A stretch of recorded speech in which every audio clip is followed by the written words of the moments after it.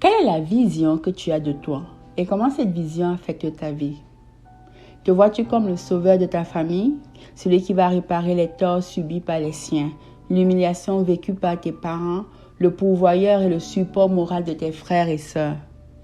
C'est un lourd fardeau à porter, un fardeau qui te donne souvent l'impression de porter le poids du monde sur tes épaules.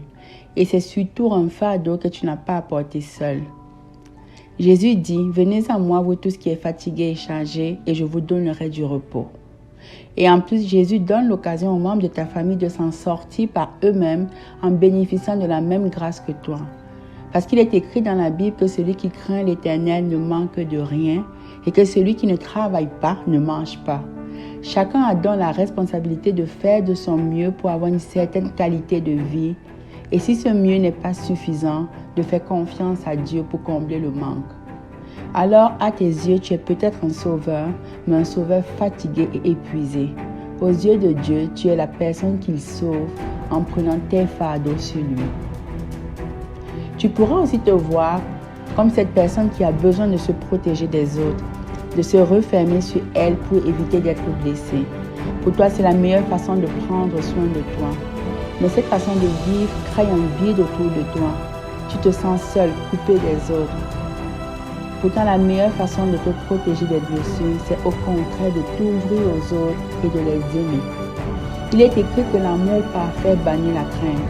Quand tu aimes de façon désintéressée, sans nécessairement t'attendre à recevoir quelque chose en retour, tu ne peux pas être blessé par les autres, vu que tu n'attends rien d'eux. Tu n'as plus à avoir peur d'être blessé. Tu me demanderas où trouver cette provision d'amour qui donne sans cesse sans rien attendre en retour. On la trouve en la personne de Jésus, en la personne d'une personne qui nous a aimés alors que nous n'étions pas aimables. La Bible nous dit que Dieu prouve son amour envers nous en ce que lorsque nous étions encore pécheurs, Christ est mort pour nous. Tu trouveras toujours en lui la provision d'amour dont tu as besoin pour toi et pour les autres.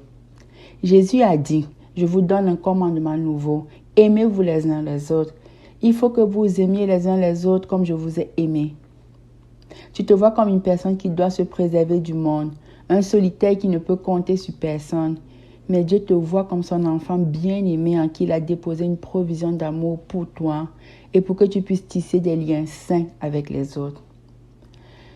Tu penses peut-être que la meilleure façon pour survivre dans cette jungle moderne qu'est le monde d'aujourd'hui, c'est d'être centré sur soi, ne défendre que ses intérêts, parce que personne ne pensera à toi, ou encore qu'il ne faut pas faire confiance aux autorités, être rebelle parce que les personnes en autorité ne sont pas dignes de confiance.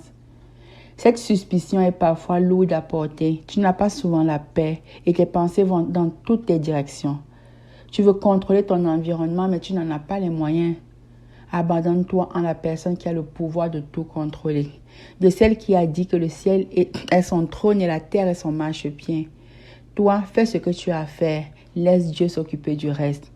Il a dit que c'est lui qui a établi les autorités, c'est lui qui juge chacun selon ses œuvres, et c'est à lui que revient la vengeance et la rétribution. Toi, contente-toi d'être un modèle en amour, en conduite, en foi et en pureté, grâce à la force que Dieu te donne. Peu importe la vision que tu as de toi ou celle que les autres t'ont donnée, la vision que Dieu a de toi sera toujours la meilleure parce que c'est celle qui coïncide avec ta raison d'être sur terre. Celle qui représente qui tu es réellement, c'est de l'identité que t'a donné ton Créateur. Cherche à savoir ce que Dieu dit de toi et pas ce que le monde dit de toi ou ce que tu penses que tu es.